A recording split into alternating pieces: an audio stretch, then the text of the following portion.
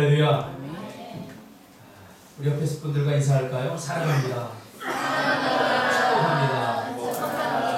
우리는 한 가족입니다. 저번 주에 이미정 집사님 안 보이셔서 오는 게 한 주 연기인 것 같고 오늘 보니까 오늘 반갑습니다.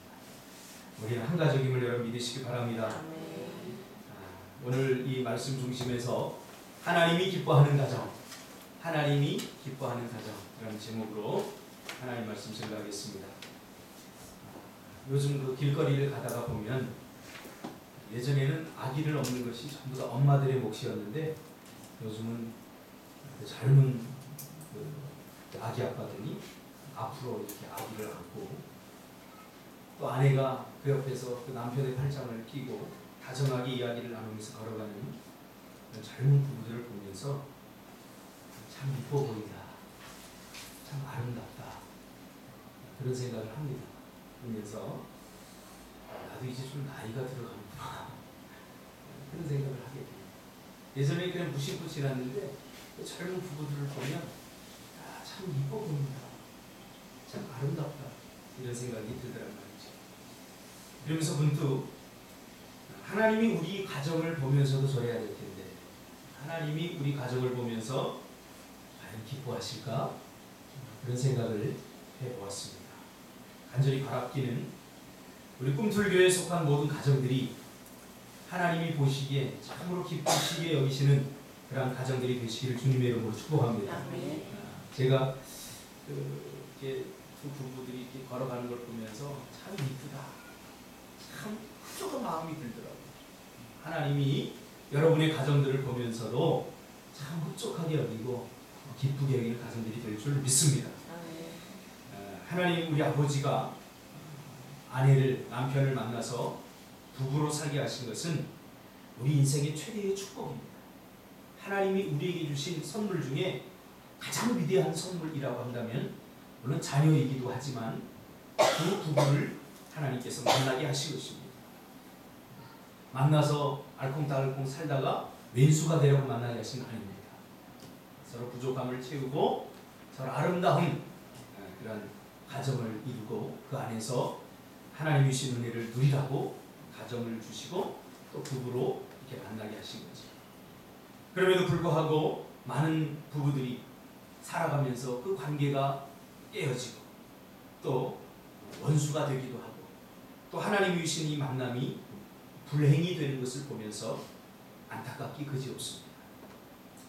가정을 주신 것은, 부부를 주신 것은 하나님의 기쁨을 위해서 주신 것이 아니라 하나님께서 우리를 위해서 주신 최고의 선물이고 아주 특별한 선물입니다. 여러분, 여러분들에게 아내를 주시고 또 여러분들에게 남편을 주신 것은 하나님의 특별한 선물임을 믿으시길 바랍니다. 청년들이 더 크게 하고 우리 어른들이 별로 선물같이 여기지 않나요? 물론 포장이 좀 안 이쁜다고 할지라도 그 내용은 하나님께서 주신 최고의 선물입니다. 그걸 잊지 말아요. 그러므로 살수록 좋아야 하는데 살수록 그 관계가 더 깨지고 살수록 서로가 서로에 대해서 마음이 서운한 마음이 더 커진다면 뭔가 좀 잘못되어 가고 있는 거죠. 또 많은 부부들이 그렇게 살아간다고 합니다.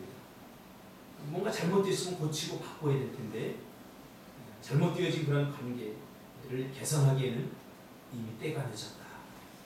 그렇게 생각하고 살아간다고 하는 것입니다. 여러분, 돌이키기에 늦은 시간은 없습니다. 우리가 그 유행가 가사에도 그런 말 있지 않습니까? 하루를 살아도 행복할 수 있다면 나는 그 길을 뭐죠보다 걷고만 쉬고 그런 얘기가요? 불러볼까요? 하루를 살아도 행복할 수 있다면 나는 그 길을 택하고 싶어. 이런 노래 아마 청년들은 모를지 모르겠는데 70, 80 세대는 다 압니다. 현수 집사님도 아시죠? 네, 압니다. 따라 부르려다가 멈칫했어요. 노래방 가면 가끔 부르는 것 같아요. 그렇습니다. 그것이 기쁨 아니겠습니까? 하루를 살아. 부부가 서로 행복하게 살아. 아름다운 가정, 행복한 가정을 통해서 하나님의 영광 돌리고 또 이 기쁨을 누리는 것. 이것이 하나님의 기쁨이기도 합니다. 그러나 많은 부부들이 그런 삶을 포기하고 살아갑니다. 어차피 틀렸어. 나는 틀렸으니까 자식들을 모아놓고 너희들이나 나중에 결혼하면 잘 살아라. 여러분, 엄마 아빠가 행복해 보이지 않는데, 엄마 아빠의 결혼 생활이 그렇게 유쾌해 보이지 않는데 자식들이 행복한 결혼을 꿈꾼다는 것은 여러분 말도 안 됩니다. 부모들이 이 자녀들에게 줄 수 있는 최고의 선물 중에 하나가 뭐냐면 부부간에 서로 사랑하고 아껴줍니다. 가정을 소중하게 여기고 다른 거 다 안 물려줘도 좋아요. 다른 거 다 안 물려줘도 좋은데 부부가 서로 사랑하면서 아껴주면서 덮어주면서 감싸주면서 사는 이것보다 더 큰 선물 없어요. 그러므로 오늘 말씀을 통해서 우리 결혼을 안 한 청년들은 확실한 가정관과 부부관을 갖게 되기를 주님의 이름으로 축복합니다. 요즘 청년들이 결혼에 관한 이야기를 합니다. 보면서 내가 내 나이를 따져보니까 맞아, 쟤네들은 벌써 결혼할 나이가 이제 점점 다가오네. 마냥 어리지만 않은 것 같아요. 제가 27에 결혼했거든요. 당 집사님도 그랬죠? 27에 했죠? 먼저 하고 중요하지 않습니다. 그걸 꼭 따지더라고요. 집사님. 생일은 제가 더 빠르거든요. 그렇게 따지면 끝까지 갑니다.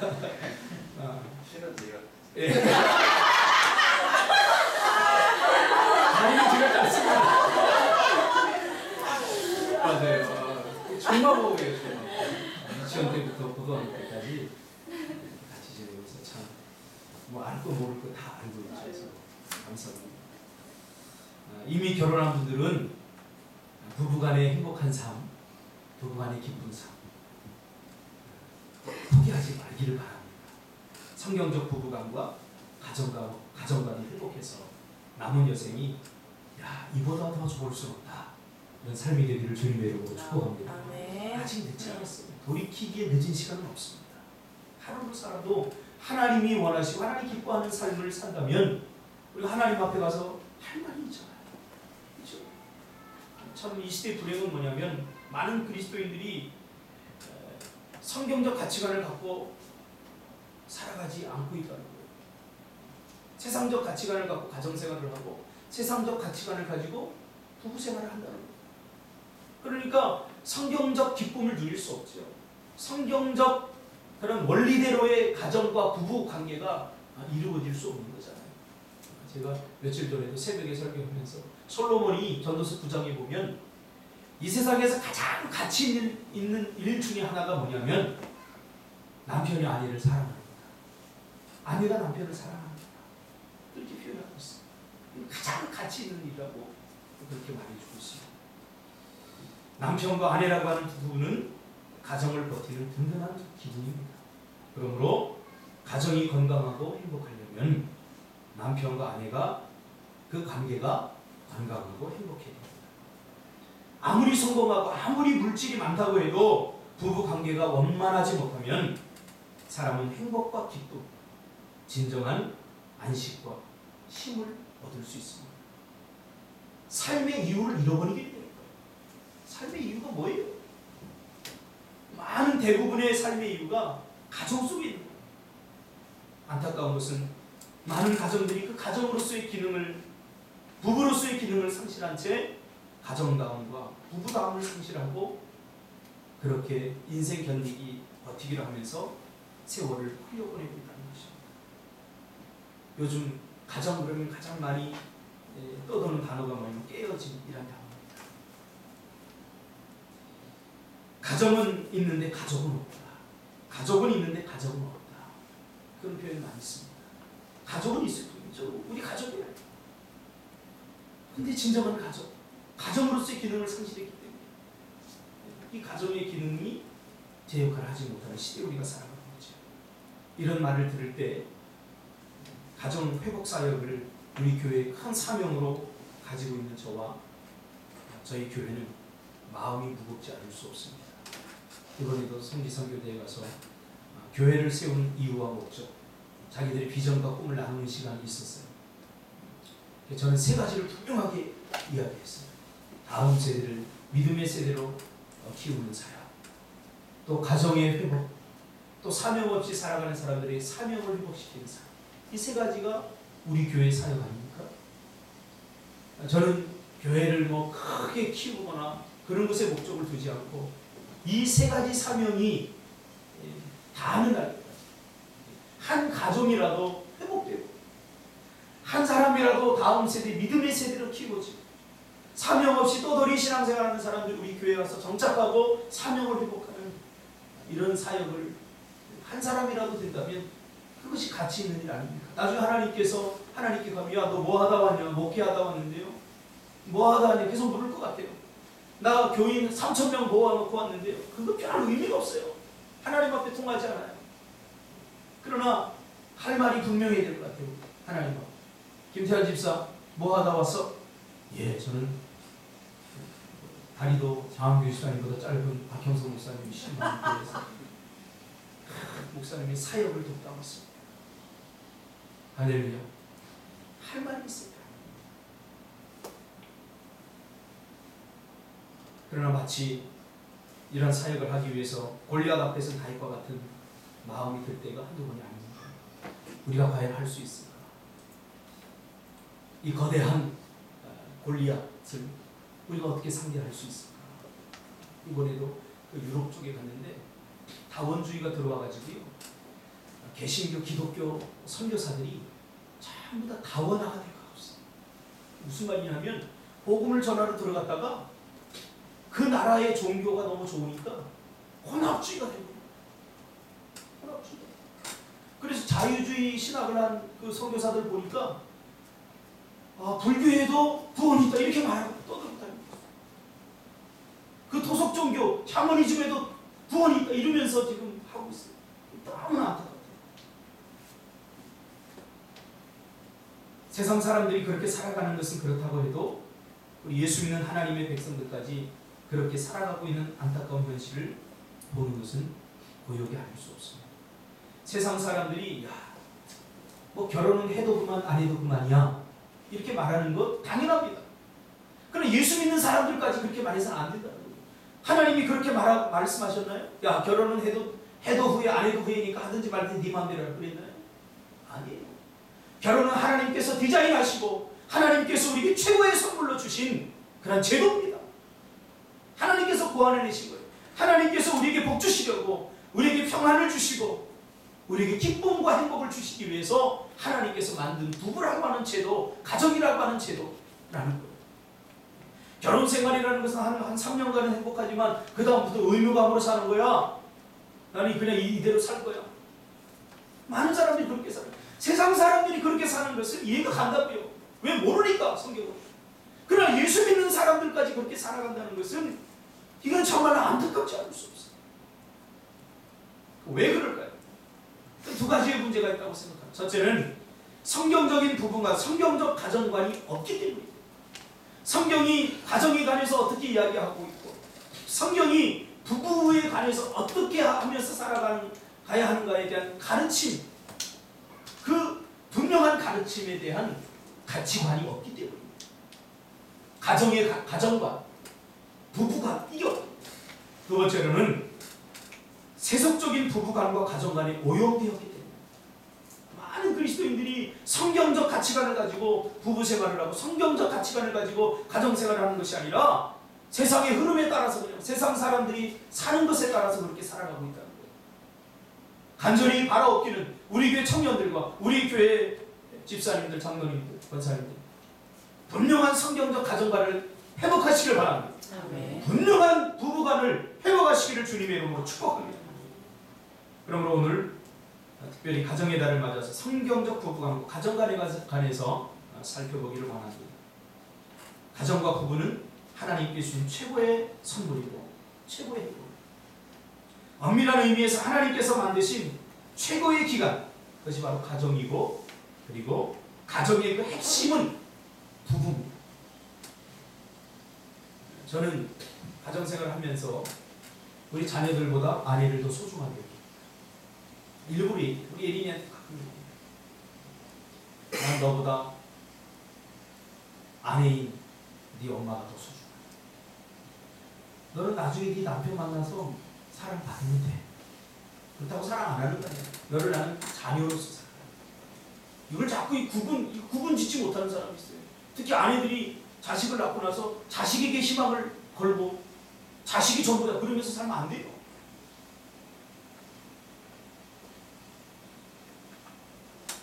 이 남편 희망이 없으니까, 아내의 희망이 없으니까 자식이라도 소망으로 두고 살자. 그래서 안 된다. 부부는 하나님이 주신 축복의 중심에 서 있는 겁니다. 부부가 잊어서는 안 될 것이 있습니다. 내가 행복해야 자녀도 가정도 행복해진다는 사실이에요. 부부 관계가 원만하고 좋은데 불행한 가정은 없습니다. 자녀가 말썽을 부려도요, 두 부부가 원만하면 힘을 합쳐서 문제를 잘 해결해 나갈 수 있어요. 인생을 살다 보면 만나게 되는 수많은 문제들, 두 부부가 하나가 되면 언제든지 서로 위로하고 격려하면서 문제를 헤쳐나갈 수 있다. 그래서 하나님께서 외롭지 말라고, 두려워하지 말라고, 서로를 의지하면서 살아가라고 부부를 만들지 않았습니까? 그러나 두 부부가 원만하거나 관계가 좋지 못하면 모든 것이 문제가 될 수 있습니다. 그러므로 신앙도 가정도 먼저 부부 관계에서 승리해야 됩니다. 가정생활에서 승리해야 됩니다. 가정생활이 잘 안 되고 부부생활이 잘 안 되니까 교회에 희망을 두고 신앙생활에 희망을 두자. 아닙니다. 부부 관계가 신앙생활의 한 축입니다. 가정이 신앙생활의 한 축입니다. 그걸 따로 구분할 수 없어요. 왜? 부부와 가정생활은 하나님이 우리에게 주신 특별한 선물이기 때문에 이것을 제쳐놓고 신앙생활을 잘한다고 그것이 하나님이 기뻐하는 신앙생활일까? 그렇지 않다는 거죠. 그러므로 가정은 이 땅에 하나님께서 만들어 놓으신 천국의 모형입니다. 이번에 제가 선교를 갔는데 너무 좋았어요. 힘들지만 너무 유익한 시간이었어요. 근데 정말 빨리 집에 오고 싶더라고요. 왜 빨리 집에 오고 싶었을까요? 여러분 상상에 맡기겠습니다. 집에 뭐 꿀 발라놓은 거 그런 거 없어요. 그러니까 내 마음이 자석처럼 끌리더라고요. 집에 빨리 가고 싶어요. 제가 너무 여행이 좋았어요. 이 선교지에 가면서 많은 도전도 받고 좋았는데 나도 모르게 뭐 공허함이 있어요. 야, 이 멋진 곳을 우리 아이들과 같이 왔어요. 아내와 함께 했어요. 그런 생각이 드니까 집에 이렇게 빨리 가고 싶다. 저는 가끔 그런 생각을 합니다. 여러분 용서하고 들으세요. 뭐 잘난 체 하는 건 아닙니다. 천국을 감히 이 땅에 있는 것과 비교한다면 우리 가정과 같지 않을까. 천국의 모형입니다. 가정. 제가 예전에 이런 생각을 했다가 어떤 성도님들이 잘난 체 한다. 제 가정이 그렇다고 완벽한 거 아니에요. 그러나 가능할 수 있어요. 무조건적으로 자녀를 사랑하고, 그렇죠? 가정이 오면 편하지 않습니까? 뭔가 포근함이 있지 않습니까? 이 땅에서 천국의 기쁨을 누릴 수 있는 것, 그것이 하나님이 주신 가정이라고 하는 축복입니다. 이 땅에서 천국의 기쁨의 그 관계심을 통한 행복을 누릴 수 있는 것이 바로 부부라고 하는 사실입니다. 그러므로 아직 결혼하지 않은 청년들은 확실한 가정과 부부관을 가지고 결혼하시길 바랍니다. 우리 교회 청년들은 많은 사람들이 탐내고 있어요. 제가 함부로 결혼 안 시키고 분명한 부부관, 분명한 가정관. 또 이미 결혼하신 분들은 성경적 가정관과 성경적 부부관을 회복하는 기회가 되었으면 좋겠습니다. 오늘 본문에 보면 아주 짧고 간단하게 남편과 아내의 그 행복한 부부가 되려면, 행복한 가정을 만들려면 어떻게 해야 되는지에 대해서 두 가지로 말해주고 있어요. 어렵지 않아요. 첫째, 먼저 아내가 남편을 어떻게 대해야 됩니까? 아내가 남편을 남편에게 복종하기를 죽게 하듯 하라. 할렐루야. 아내가 남편에게 복종하기를 죽게 하듯 하시기를 바랍니다. 이렇게 설교하면 아내들이 이런 생각 갖게 됩니다. 아니, 사랑받을 짓을 하고 순종할 만만 해야 하지. 그렇죠? 복종하고 싶은 마음이 있어야 복종하든지 말든지 하지. 그런 생각을 할 겁니다. 그러나 그럼에도 불구하고 남편을 남편으로서 대접하고 대우하는 것은 남편이 잘하고 남편이 대우받을 짓을 해서가 아니라, 오늘 본문이 뭐라고 말합니까? 남편이 아내의 머리대이기 때문에. 하나님께서 그렇게 만드셨어요. 남편은 아내를 날게 하는 날개. 아내를 누가 날게 합니까? 이 세상에 남편이 날게 합니다. 그래서 복종이에요. 그러나 이 날개가 날개로서 제 역할을 감당하려면 많은 인내와 훈련의 시간이 필요합니다. 결혼하자마자 아내를 날게 하는 남편 없습니다. 그러나 당장 날갯짓을 역할을 하지 못한다고 그 날개를 떼버리면 이 아내라고 하는 새는 평생 날 수 없습니다. 새가 둥지에서 부화해서 처음 태어나면 이 날개가 거추장스럽다고 합니다. 거추장스러우니까 이 날개를 떼어버리면 이 새는 평생 날지 못하는 새입니다. 결혼도 마찬가지, 부부도 마찬가지. 오늘 본문에서 아내가 남편을 어떻게 대해야 되는가? 복종하기를 죽게 하다. 주님의 그 관계식을 통해서, 교회와 주님의 관계를 통해서 아내와 남편의 관계식을 설명해주고 있습니다. 교회도 마찬가지죠. 교회는 사람들이 모여 있는 곳입니다. 목사도 마찬가지고 장로님도 마찬가지고 다 부족하고 연약한 것들이 있어요. 목사가 잘못했다고 그 날개를 부러뜨리면 끝나는 거예요. 그 부족한 것 다 알아요. 그래서 아내를 주고 남편을 준 거예요. 남편 말이, 남편의 그 말이 말 같지 않아도 복종해야 돼요. 이 말은 목숨 걸고 복종하라 그 말이에요. 죽기까지 복종하라. 예수님께서 교회를 위해서 자기 자신을 전부 내어드리고 희생하고 헌신했던 것처럼 아내들은 남편의 말에 그렇게 해야 돼요. 희생과 헌신이 있어요. 말 같지 않으니까 희생해야 되는 거죠. 남편들이 말 같지 않은 말을 할 수 있어요. 권위도 없이 막 그냥 할 수 있어요. 그래서 희생이 필요한 거예요. 헌신이 필요한 거죠.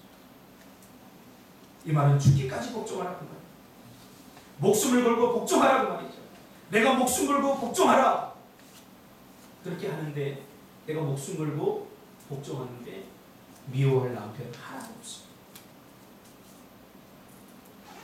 여자들은 남자의 키워드를 알아야 돼요. 제가 상담을 하니까 이게 참 안타까울 때가 많아요. 여러분, 남자가 똑똑할까요? 여자가 똑똑할까요? 예? 네, 여자가 우리 교회에 많으니까 여자가 똑똑한 걸 합시다. 여자가 똑똑해요. 훨씬 똑똑해요. 현명하고 지혜로워요. 무슨 일을 이렇게 결정하거나 이렇게 할 때 여자가 훨씬 똑똑합니다. 남자들 소원해도 어쩔 수 없어요. 그런데요, 남자들이 좀 어리석고 판단을 잘 못하고 그래도 남자의 자존심을 죽여서는 안 돼요. 왜? 남자의 키워드는 자존심이거든요. 여자는 자기를 사랑해주는 사람에게 자기 목숨을 내어주지만, 남자는 자기를 인정해주고 자기 자존심 지켜주는 사람에게 자기 목숨을 내어주는 거예요. 하나님 그렇게 만들어 놓으셨어요. 길을 가다가 남편이 이쪽 길로 가야 돼. 그러면 여자들은 틀린 줄 알고도 가만히 계세요. 사람들 앞에 망신 주지 말고. 아니, 저 양반이 공간 지각 능력이 떨어지는 것 같아. 뭔 길을 저렇게 몰라보면서 남자의 길을 주면요, 남자들은 조금 가다 보면 내가 가는 길이 틀린 걸 알아요. 그럼 미안해서 여보 미안해 이거 한다고요. 근데 여자들은 너무 똑똑해가지고 다 짚어주려고 해. 남자들이 훨씬 어설퍼요. 그런데 잘못을 이야기하거나 할 때도 남자의 자존심을 지켜주는 거예요. 남자의 자존심이 짓밟히면 날개가 꺾이는 것과 마찬가지. 하나님께서 왜 남자에게 돕는 배필을 주셨겠어요? 시험찮으니까 주신 거예요. 뭔가 부족하니까 주신 거예요. 남자는 옆에 돕는 사람이 없으면 허점투성. 그래서 도우라고 똑똑하고 현명한 여자를 둔 것 아니겠습니까? 근데 여자들은 지혜로워야 돼. 남자로서의 자존심을 짓밟으면서까지 그렇게 할 이유는 하나도 없어요. 여자들이 남자를 도울 때, 돕는 배필로서 설 때 기억해야 될 것은 남자들은 자존심에 주고 사는 거예요. 월급을 조금 적게 받아와도 다음 게 어떻게 해야 돼? 예? 야, 이 인간아, 내가 벌기 이거보다 더 많이 벌겠다. 그러면 가정은 바뀌어져. 알면서도 당신 수고해서 벌어왔니? 비교하지 마요. 남자의 길을 세워주면요, 어떻게 사는지. 저 같은 경우도 뭐 노예 갔다가 뭐 차비라도 하라고 뭐 돈 3만 원이라도 주면, 야, 이거 집사람 정말 좋아하는데 안 쓰고 아파서 줘요. 줄 때만 행복해 하니까. 그렇죠? 근데 이걸 3만 원 주고 어디 코에 붙이라고 아팠어. 다음부터 안 줄 거예요. 그러니까 남자는 자존심입니다. 우리 교회 여인들이요, 앞으로 결혼하게 될 여인들과 이미 결혼한 여인들은 남자의 자존심을 세워주시길 바랍니다. 짓거리만큼 벌어와요. 짓거리라고 표현하지 마시고 고맙다, 감사. 아니, 그렇게 벌고 싶어서 버는 사람이 있겠어요? 그렇죠? 그렇게 벌고 싶어서 버는 사람이 있겠냐 말이에요. 나 같더라도 떵떵거리면서 아내와 사랑하는 가족들 해주고 싶고 다 해주고 싶겠죠. 세상 내 마음대로 됩니까? 자꾸 남편들 코너로 보는 거예요. 자존심을 짓밟으면서. 남자가 유일하게 목숨과 바꿀 수 있는 것이 있다면 자존심입니다. 그러므로 아내들은 남편의 말에 복종하시길 바랍니다. 그 말이 틀려도 네 하세요. 일단 이렇게 해 그러면 그렇게 안 할지언정 그 앞에서 그냥 네 하세요. 누가 보고 있는 자녀들이 있어요. 자녀들 네. 또 집사람이 참 고마운 게 있어요. 때로는 내가 무슨 말 할 때 내가 틀린 거 알아요. 근데도 집사람이 네 이렇게 이야기해 줄 때 얼마나 고맙고 감사하죠. 모르겠어요. 남자들 자존심 구겨주면 똥꼬집을 피우고요. 할렐루야. 그 똥꼬집을 꺾을 수 있는 것은 여자의 부드러운 네 한마디입니다. 좀. 다음에는 남편들이 아내를 어떻게 대해야 되는가를 남편들에게 말해주고 있죠. 여자들이 남편들의 말에 목숨 걸고 복종해야 된다면, 남자들은 아내 사랑하기를 그리스도께서 교회를 사랑하시고 그 교회를 위하여 자신을 내어주신 같이 하라, 이렇게 말하고 있습니다. 똑같은 말이에요. 목숨을 걸고 아내를 사랑하는 말입니다. 우리 교회 청년들은, 남자 청년들 앞으로 결혼하면 목숨 걸고 아내를 사랑하시길 바랍니다. 할렐루야.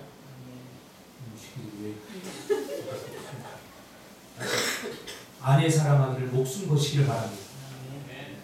첫 번째는 하나님을 사랑하고, 두 번째는 아내의 기쁨을 위해 사는 게 남편의 몫입니다. 그 다음이 자녀들입니다. 절대로 잊어서 아내가 불행한데 가정이 행복한 게 없어요. 남편의 사명은 아내의 얼굴에 기쁨이 떠나가지 않게 해야 돼요. 사랑이 있어요. 돈을 많이 벌어다 주는 것보다 더 중요한 건 마음과 마음으로 서로 사랑해줘요. 뭐 사랑받을 짓을 해야지 사랑하지 않습니까? 매일 잔소리 나오고 바가지가 어떻게 해서 그래도 사랑. 준석이 알았어? 사랑이에요. 사랑. 예수님께서 우리를 사랑했는데 어디 조건을 보고 사랑했습니까? 아하, 주영이 보니까 사랑받을 짓을 하네? 그래, 내가 사랑해주지. 그러지 않았어요. 하나님은 우리를 사랑하는데 일방적으로 사랑했다고요. 사랑하기로 작정하고 사랑했다. 결혼할 때는요, 남편은 아내를 사랑하기로, 목숨을 걸고 사랑하기로 작정해요. 조건을 보고 사랑하려고 하면요, 이 세상에 어느 누구도 사랑할 사람 없어요. 아내를 죽기까지 사랑하는데 아내로부터 존경받고 대접받지 못할 남편 하나도 없습니다. 남편이 못 배워도 돈을 많이 벌어다 주지 못해서 존경받거나 대접받지 못하는 건 아닙니다. 얼마 전에 가정의 달에 대해서 이렇게 TV에 나오는 거 보니까 두 부부가 정말 가난한 두 부부가 노부부가 이렇게 살아가는 걸 이렇게 보여주는 장면이 있는데 그 아내가 그렇습니다. 남편이 그냥 허드렛인데요. 직업도 제대로 없어 평생을 그렇게 살았어요. 그런데 불행하지 않았습니까? 저 남편이 밉지 않았습니까? 근데 그 하얀 머리 든 노파 여인이 한 얘기가 뭐냐면 남편이 나를 사랑해 주는데요. 남편이 나를 사랑해 주는데 돈이 뭐가 필요 없어요. 남편이 존경을 받거나 대접받지 못하는 것은 아내를 사랑해 주지 않기 때문에 돈 많이 벌지 못해서가 아닙니다. 자녀에게 부부가 남길 것 무엇인가 이거 분명히 기억해야 됩니다. 그러면서 오늘 28절 아주 중요한 말을 하죠. 자기 아내를 사랑하는 자는 자기를 사랑하는 자다 그렇게 말하고 있어요. 이 너무 중요한 말이에요. 결혼하는 순간 하나님께서 결혼이라고 하는 제도를 만드실 때에 부부가 연합하여 하나가 되게 만드십니다. 그러니까 부부는 각각 다른 인격이 아니라 부부는 결혼하는 순간 하나입니다. 부부의 운명은 하나의 가치입니다. 주님과 교회가 하나이든 말이죠. 주님과 교회는 그리스도의 몸이라고 했잖아요. 서로의 몸이 하나가 된 것도 남편이 아내일 수 없고 아내가 남편일 수 없다는 거죠. 부부가 되는 순간 내가 되고 내가 되는 거예요. 우리는 얼마나 이기적입니까? 자기 비밀은 꽁꽁 숨겨두면서 남편의 말을 함부로 해요. 아내의 말은 함부로 해요. 누워서 침 뱉기 아닙니까?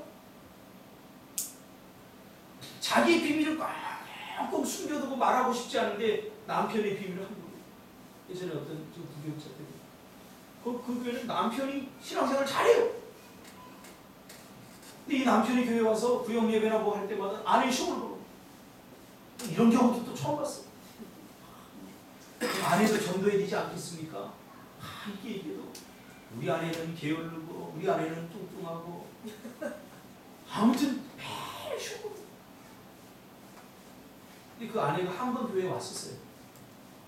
왔었는데 말 그대로 사실이죠. 그래도 그렇게 말한다. 이건 하나가 아니야. 하나. 그런데요 얼마 있다가 이 집사님이 그 교회 다른 여집사님과 바람나서 도망가고 있어요. 부끄러운 일이죠. 아내는 남편에 대한 이야기를 할 때 이건 내 얘기야, 내 비밀이야 이런 의식이 있어요. 남편도 마찬가지고 아내도 마찬가지고. 마태복음 19장 6절에 이러한즉 이제 둘이 아니요 한 몸이 그러므로 하나님이 짝지어 주신 것을 사람이 나누지 못할지니라. 아내를 욕하면 자기 스스로를 욕하는 거예요. 남편을 욕하면 자기 스스로를 욕하는 거예요. 아내와 부부의 영광, 남편의 영광 함께 가는 거예요.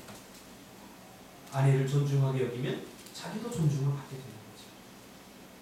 아내도 남편도 다 단점이 있기 마련입니다. 그러나 부부는 서로 그런 부분을 감싸주고 덮어주고 하라고 만족을 서로 채워주라고 그렇게 하나님께서 짝지어 주십니다. 예전에 제가 그런 설교를 한 적이 있어요. 내 옆에 있는 아내는 내 옆에 있는 남편은 하나님이 주신 기도의 응답입니다. 최고의 응답입니다. 할렐루야. 이렇게 말하니까 어느 집사님이 좀 분한 것 같아요. 저런 남편 내가 어쩔 수 없이 내가 살아주는 거죠. 아유, 내가 가도 애걸복을 살아달라고 애걸복을 그래서 옛날에 살아준 거죠. 그거 평생 뿐입니다. 존중해 줘. 사랑해 줘. 그래서 부부는 시너지가 됩니다. 부부가 만날 때 행복 플러스가 됩니다. 플러스. 할렐루야. 플러스가 됩니다.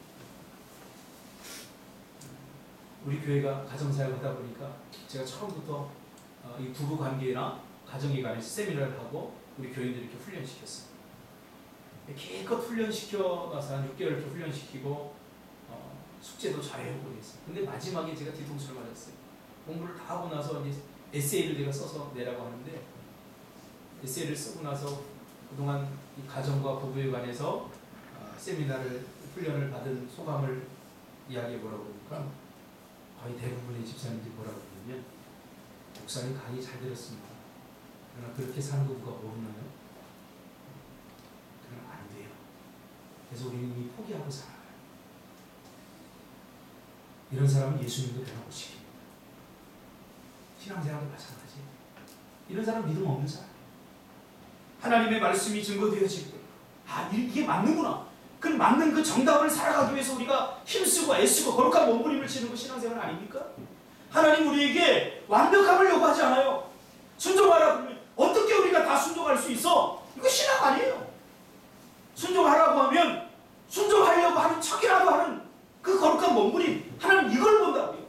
완벽함을 보는 거 아니라고요. 근데 이미 포기하고서 자기가 순종할 수 있을 것 같은 일만 순종하고 할 수 없을 것 같은 거 순종 안 하고, 이거 신앙생활 아닙니다. 그러므로 기도하는 것보다, 말씀을 보는 것보다 더 중요한 것은 기도한 대로 말씀대로 하고 살려고 몸부림치고, 목사님이 설교하면 그 말씀 붙잡고, 우리 가정 남편을 아무리 생각해도 정말 전 인간 변하기가 불가능해. 그래도 내가 할 역할을 하는 거예요. 남편이 할 역할을 기대하지 마세요. 부부 간에도 남편이 나에게 무엇인가를 해주기를 원하는 그런 권리, 내가 누려야 될 권리로 다가서지 말고, 에베소서에 분명히 말하잖아요. 서로가 서로에게 의무로 다가서야 돼. 저 사람이 나에게 뭔가를 해줘야 돼. 내가 누려야 될 권리로 다가서면 서운하게 돼 있어요. 그러나 내가 저 사람에게 해줄 거 제대로 해주고 있나? 의무로 다가가야 돼요. 그게 성경적 가족과 성경적 부부 관계가 아닙니다. 그렇게 한다면 우리 꿈틀기에 오는 모든 가정들은 회복될 줄 믿습니다. 아멘. 할렐루야. 아멘. 그래서 저는 정우수 집사님 좋아해요. 권리로 나가서지 마시고, 남편에게 내가 해야 할 거 제대로 하고 있다. 의무로 아내도 마찬가지죠. 누군가와 함께라 하면 이라는 정채봉 시인의 시를 읽어드리고 마치겠습니다. 갈 길이 아무리 멀어도 갈 수 있습니다. 갈 길은 아무리 험해도 갈 수 있습니다. 바람 부는 들판도 지날 수 있고, 위험한 강도 건널 수 있습니다. 높은 산도 넘을 수 있습니다. 누군가와 함께라면 갈 수 있습니다. 나 혼자가 아니고 누군가와 함께라면 손 내밀어 건져주고, 몸으로 막아주고, 마음으로 사랑한다면 우리의 갈 길이 끝까지 잘 갈 수 있습니다. 이 세상은 혼자 살기는 너무나 힘든 곳입니다. 단 한 사람이라도 사랑해야 합니다. 단 한 사람의 손이라도 잡아야 합니다. 단 한 사람이라도 믿어야 합니다. 단 한 사람이라도 나의 모든 것을 보여줄 수 있어야 합니다. 동행의 기쁨이 있습니다. 동행의 위로가 있습니다. 그리고 결국 우리는 누군가의 동행에 감사하면서 눈을 감게 될 것입니다. 우리의 험난한 인생길, 누군가와 손잡고 걸어갑시다. 우리의 험난한 날들도 서로 손잡고 건넙시다. 손을 잡으면 마음까지 따뜻해집니다. 주님 감사합니다.